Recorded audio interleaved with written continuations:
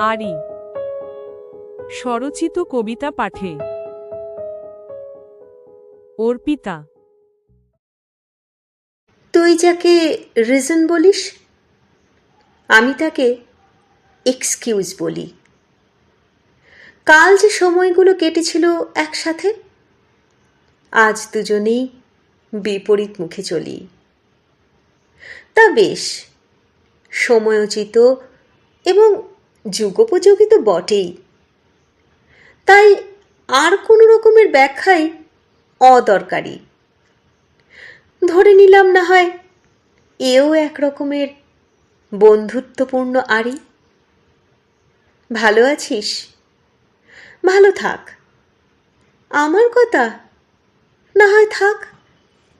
যদি কখনো সেই সময়টা আবার ফিরে আসে, গল্প গুজব খুনসুটি লেকফুলের, ভাগ করে নেব তখন না হয় দুঃখ সুখের সাতকাহন।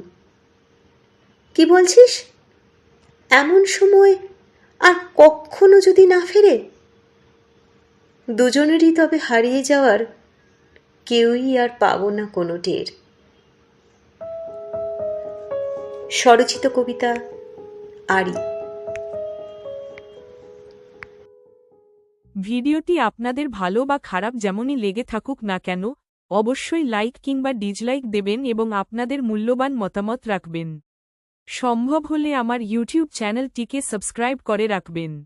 ধৈর্য সহকারে এই ভিডিওটি দেখার জন্য আপনাদের সকল বন্ধুকে জানাই আন্তরিক ধন্যবাদ। সবাই ভালো থাকবেন, সুস্থ থাকবেন।